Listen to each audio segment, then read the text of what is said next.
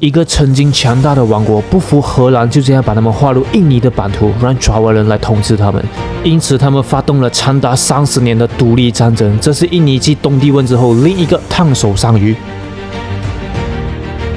在我们眼里，印尼可以说是全球最大的穆斯林国家，其规模超越了其发源地阿拉伯半岛，因此在伊斯兰世界拥有很大的发言权。印尼对传播回教的贡献是很大的，尤其是对马来群岛的传播，可以说是东南亚伊斯兰的发源地。但就是这么一个国家，其内部竟然还有势力认为印尼是不正宗的，并责怪印尼是个世俗国而不是全伊斯兰国，并因此想要脱离印尼，建立正宗的伊斯兰国，实行原教旨制度。而这个地方就是雅琪。你可能听过2004年雅琪大地震。没错，就是这个地方。它对东南亚的回教徒来说是一个很神圣的地方。印尼之所以拥有全球最大的穆斯林人口，也是因为雅琪，其地位相当于华夏文明的发源地。雅琪也被称为东南亚的麦加走廊，是东南亚最早皈依伊斯兰教的地区。该地区的伊斯兰教历史可以追溯到13世纪之前。而这个雅琪就是位于马来西亚著名华人城市槟城的对面而已，而且你看它的面积很大，可以相当于马来西亚5-6个州或省的面积。这个地方就是全印尼最保守的地方，也是全印尼唯一实行伊斯兰刑事法的地方，因为其受到伊斯兰影响较早，再加上其是最早在东南亚建立起伊斯兰政权的王国，因此伊斯兰的教法教规在雅琪地区可以说是根深蒂固的。全球有49个穆斯林占多数的国家，但只有11个国家真正落实原教旨的法律，而在马来西亚也有一个州，也就是吉兰丹州或省实行而已。这个跟印尼的情况是一样的，因为马来西亚和印尼在法律上都是世俗国，这便成为其中一个因素，为什么雅琪想脱离印尼。雅琪位于印尼的最西部，苏门答腊岛的最北端。其面积达58000平方公里，约为印尼总领土的 2.7%。其首都是班达雅琪，也就是班达阿杰，人口有537万人，占印尼全国人口的约 2%， 比印尼华人人口还要少。以上是2019年的数据，其中 98% 信奉伊斯兰教。雅琪是印尼天然资源蕴藏量最丰富的省份之一，盛产石油、天然气、橡胶、金矿、银矿和木材。其中天然气厂每年就可生产约1200万吨的液化天然气，占印尼的液化天然气出口的1/3。伊斯兰教于公元7世纪在阿拉伯半岛创立，公元8世纪阿拉伯人统一了整个阿拉伯半岛，并向外扩张，建立起地跨欧亚非3大洲的帝国。建立帝国之后，阿拉伯人把包括伊斯兰教在内的阿拉伯文化带到了他们所涉足的地方，而这些阿拉伯人在东南亚的第一个落脚处就是雅琪。在阿拉伯商人和雅琪的影响下，伊斯兰教在短短200多年就影响了现在印尼的其他群岛，印尼整个国家逐渐完成了伊斯兰化的过程。也就是说，雅琪是印尼整个国家，甚至是东南亚仅有的3个穆斯林占多数的国家——马来西亚、文莱、印尼伊斯兰化的源头，其影响覆盖了整个马来群岛。在16世纪，雅琪建立了伊斯兰政权，并在17世纪发展成为印尼群岛西部区域最强大、最富饶和文化最发达的苏丹王国。在它的黄金时期，它的领土和政治影响力扩展到泰国南部的沙敦、现今马来半岛的柔佛和印尼的庙内群岛。巅峰时期，其军队还能与葡萄牙人打成平手，还曾进攻过马六甲、柔佛王国，还掳走了当时的苏丹，并摧毁了柔佛城。1586年，他们的苏丹率领着一支由500艘战舰和6万名海军组成的舰队，袭击了马六甲的葡萄牙人。而在那个时代，印尼都还没出生呢。大家都知道，印尼是个万岛之国，整个国家是分散式的，没有统一的大陆，这也导致印尼至今还未崛起的其中一个主要因素，没有一个整合式的大陆供其发展，而国内的运输成本也相当的贵。而原本这些岛上就建立了很多个政权，是各自为政、互不隶属的，比如爪哇岛上的马达兰、万丹等，苏门答腊岛上的雅琪等。过后是荷兰人把他们逐一击破，然后完成了大一统，称之为荷属东印度。你可以理解为荷兰是印尼版的秦始皇，他协助奠定了印尼今天的版图。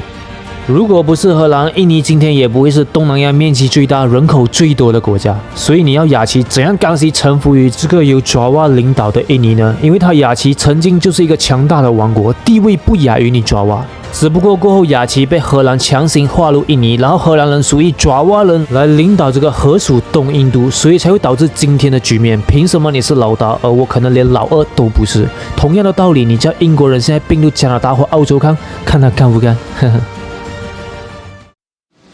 1602年，荷兰成立东印度公司，专门从事远东地区的殖民贸易活动。此后，荷兰以雅加达作为据点，将爪哇岛上的多个穆斯林王国给占领，并向外扩张。荷兰凭借其强大的军事实力，将葡萄牙驱逐出马六甲海峡，并占领了除雅琪之外的所有印尼群岛地区。1871年，荷兰与英国签订苏门答腊条约后，荷兰加紧向苏门答腊岛扩张，开始向雅琪发动殖民战争。由于雅琪不是吃素的，当时他的军事实力强悍，比爪哇岛上的雅加达略胜一筹，所以荷兰人在短时间内无法像征服印尼其他群岛一般征服雅琪。荷兰人前2次进攻都被雅琪给挡下了，直到第3次的战争才征服雅琪。1903年，雅琪正式沦为荷兰的殖民地。但2战后，随着殖民地的解放热潮，雅琪和包括爪哇人在内的现在印尼人反抗荷兰统治达到了高潮。印尼人在争取国家独立时，雅琪人支持印尼独立人士驱逐荷兰殖民势力，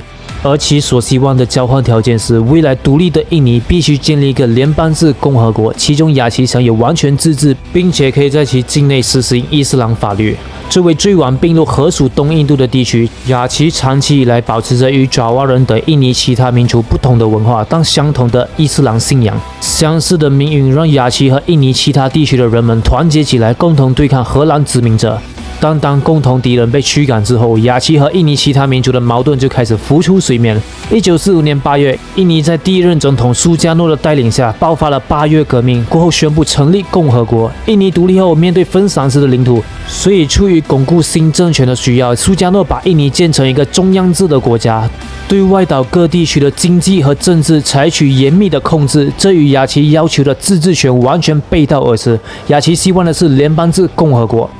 所以雅琪认为，印尼的第一任总统苏加诺已经违背了他在1948年6月16日所做出的承诺。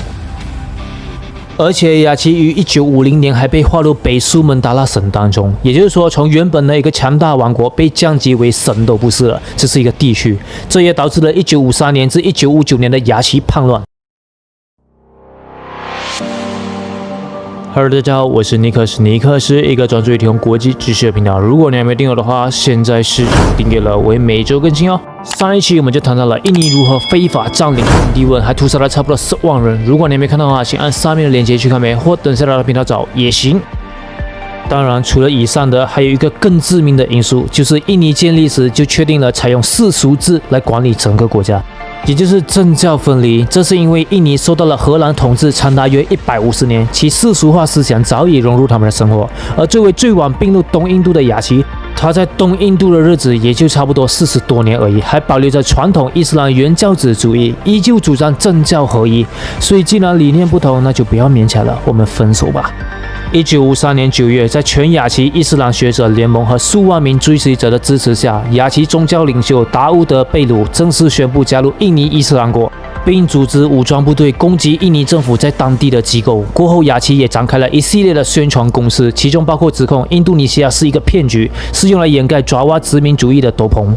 1949年12月27日，也就是荷兰从雅琪撤军了7年后，荷兰人与新制造的名为印度尼西亚共和国在爪哇岛上签署一项未经雅琪人民同意的主权转让条约，把雅琪非法纳入印尼的版图。这样做是公然违反国际法和公约的，并与联合国大会反对殖民主义所有的裁决相矛盾。好，由于时间的关系，我暂时就分享到这。我下期还会继续更新关于雅琪的视频，包括雅琪最后如何成为印尼境内唯一拥有特殊地位的省。想了解的话，记得关注和订阅我哦。